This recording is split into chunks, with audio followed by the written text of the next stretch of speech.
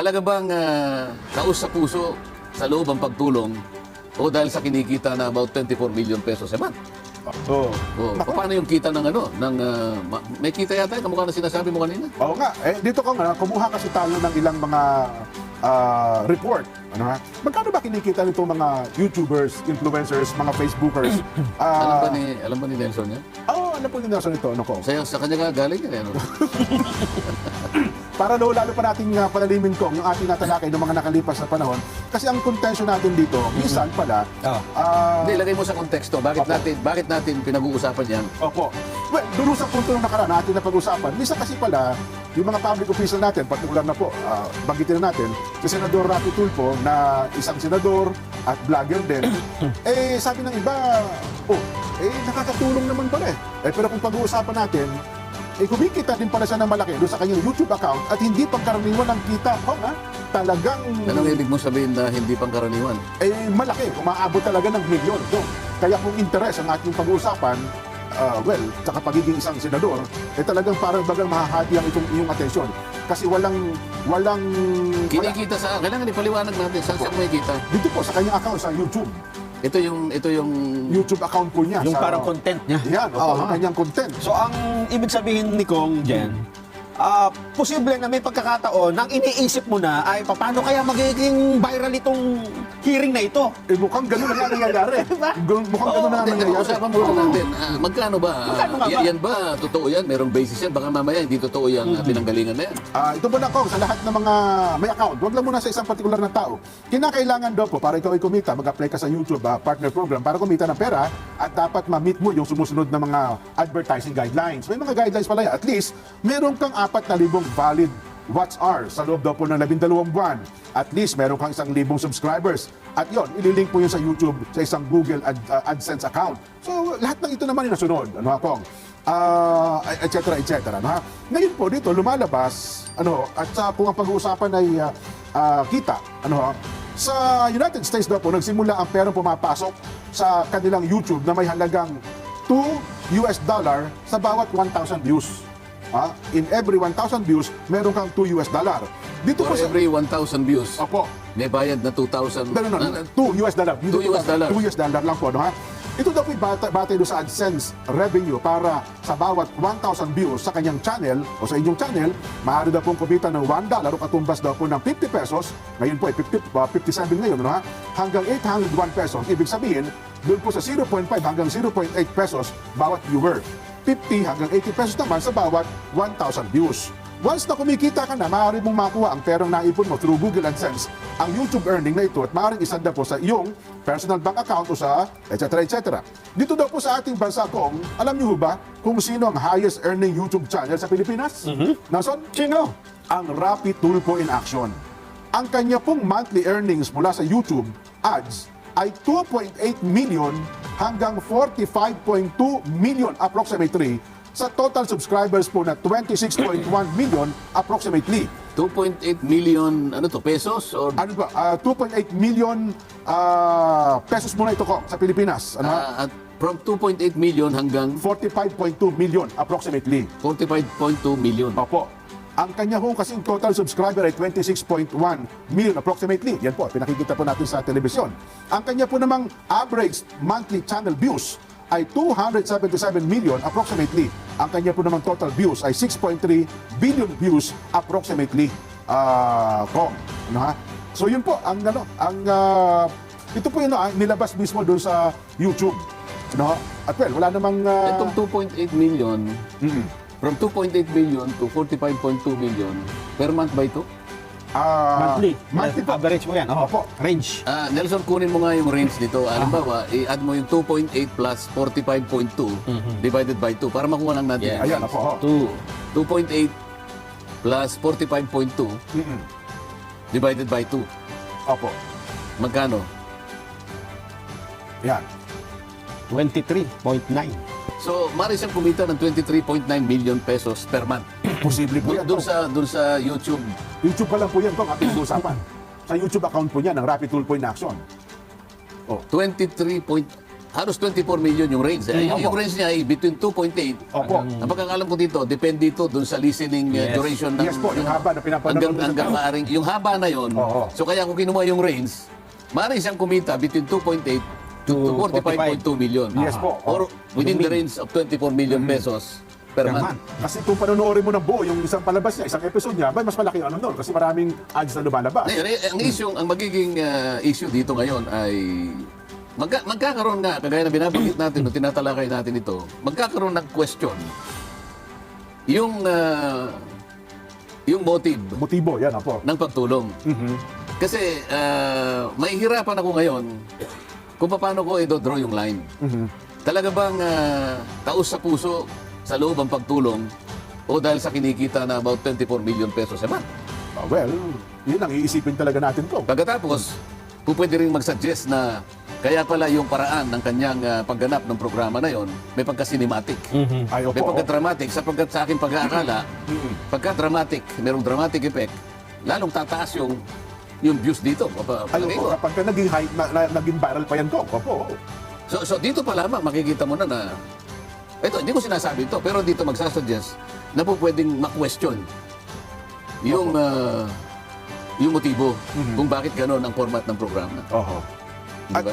kung dagdag ko pa, dito naman sa lumabas sa YouTubers.me, lumalabas din daw po ito, Rapid Tulpo in Action Net Worth, 6.03 million US dollar, kung 6.03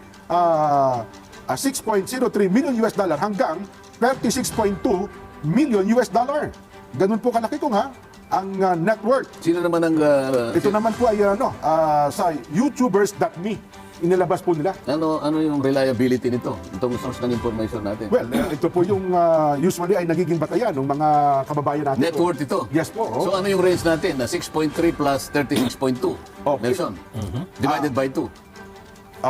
Medyo 6.3 Plus, plus 36.2 divided by 2. Opo. Ilan yan? Ayan mo. Magkano inabot? Kasi dito ko lumalabas may computation pa po 21. Oho. 21 US dollars. 21 million. 21 US dollars. Times 57. 1.2 B. So ang net worth niya, base dito, 1.2 billion. Oho. O maring maliit talaga eh. mating yan pagdating Opo. ng araw. Sapagkat ang mga public officials ay merong sinasabit na mga salain. Ay, opo. Pwede nga pala. Kung saan nanggagaling ang iyong pangkabuhayan, Opo. ano yung asset mo, ano yung liabilities, pagkatapos yung net worth mo, makukwenta riyan. Bagay ko kasi ang katwinatan niya. Hindi, yung Rapid Tulpo in Action ay hindi akin yan eh. Kumbaga parang grupo ata may-ari. Talagay na natin. Oo. Matutukoy din natin sino-sino kayong may-ari, di ba? Pwede po. Ibig sabihin, makukwenta rin naman kahit na 10 kayo, divided by 10 kayo, di ba? Opo. Depende kung stock yan o non-stock halimbawa. May nagsasabi pa nga yan na yan ay foundation.